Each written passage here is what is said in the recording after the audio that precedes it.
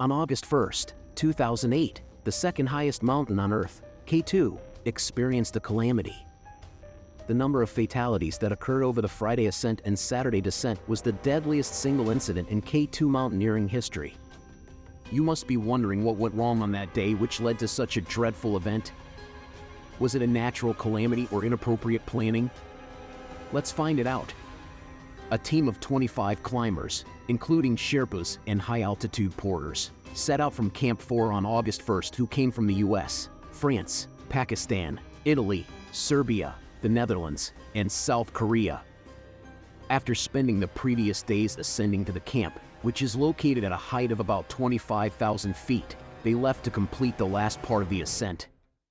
Along with a dozen other brave climbers, their goal was to reach the summit and make it back down in one piece. A difficult balancing act between endurance, agility, and mental toughness is required to climb K2. On K2, the weather is notoriously unpredictable. Climbers face serious risks due to the rapid appearance of blizzarding winds, freezing temperatures, and sudden storms.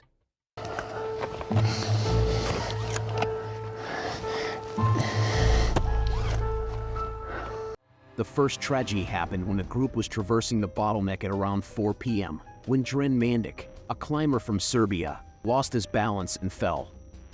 He fell down the mountainside and skidded to a stop as climbers watched. MANDIC stood up for a split second before falling back down. It was too late when several of his Serbian colleagues tried to assist him. Soon they accepted the fact that MANDIC was no more. The second fatality happened when they were attempting to transport MANDIC's body. The Pakistani high-altitude porter JEHAN BAIG, who had been hired by the French crew, started acting erratically and appeared to be suffering from oxygen deprivation. He slipped and died as a result. On their way back down via the bottleneck at 8:30 p.m., a group of Norwegian climbers were stopped in their tracks when a piece of the serac fell on them, dislodging and cutting off the fixed lines that had been set up to assist them.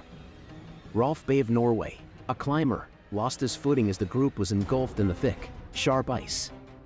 Without using fixed lines, Skog and Nessa started descending the mountain, relying on their crampons to get back to Camp 4.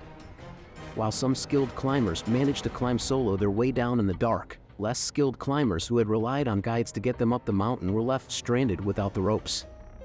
A group of 5 Korean climbers were forced to wait in the death zone for help after being trapped in the snagged ropes. Meanwhile, Dalbereed seemed lethargic and out of sorts when Van de Jevel and him leave the peak. Dalbereed gave Van de Jevel the go-ahead by flashing his hand. When Van de Jevel turned around, Dalbereed had vanished. He had also fallen down the mountain's edge. In the death zone, above the bottleneck, several Korean climbers and their Sherpas were still marooned and awaiting rescue. The leader of the Korean team gave the order for 2 more Sherpas, TSERING and PASANG, cousins, to bring them all down. McDonald and Marco CONFORTOLA spent hours trying to extricate the knotted Korean climber while they were unaware that a number of Sherpas were making their way back up the bottleneck slope with the same objective. After some time, CONFORTOLA started to descend the mountain out of worry for his own oxygen shortage. McDonald continued to follow the Koreans and, at one point, started moving up. CONFORTOLA, who was now having difficulty breathing, saw the body in the avalanche's wake. He thought it belonged to McDonald. He said, "I noticed an avalanche coming down all of a sudden. Just 20 meters to my right," remarked CONFORTOLA. "I watched as Gerard's body swept by me." Members of the 10 expedition started the last leg of their climb to conquer K2. Along the way, things went wrong. Mistakes and bad decisions caused 11 people to die. Some slipped to their death, and vast blocks of ice struck most of them. In addition, some climbers were stranded at the top. Now I'm going to share with you the graphic account of their journey. Wilco van Rooyen was born in 1967 in a small town in the Netherlands.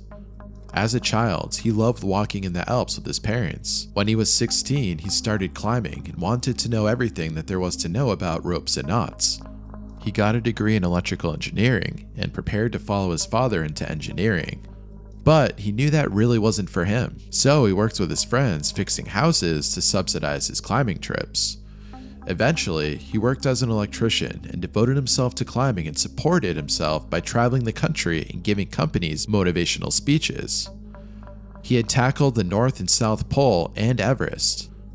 But his greatest achievement was attempting to climb K2 in 1995.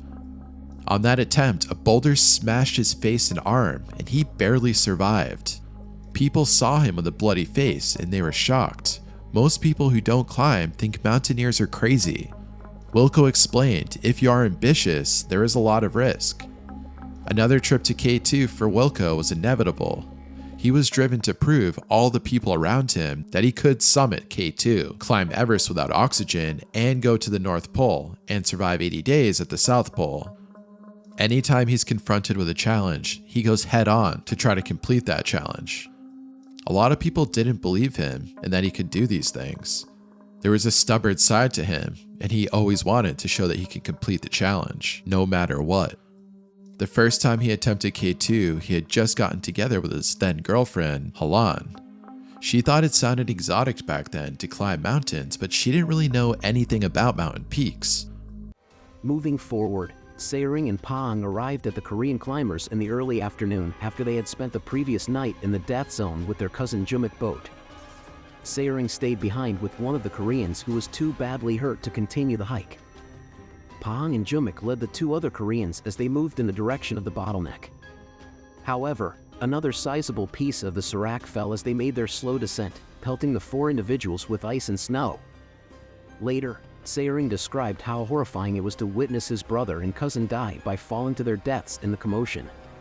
11 men in total, including Hugues D'Albarid from France, Ger McDonald from Ireland, DREN MANDIC from Serbia, ROLF Bay from Norway, Jimk Boat and PASANG Boat from Nepal, JEHAN BAIG and Kareem Meherban from Pakistan, Park Kyung, Hwang Dong, and Park Hyo from Korea, perished on K2 over the course of a 24-hour period. Many people questioned how they could have abandoned so many of their fellow climbers on the treacherous slopes of K2.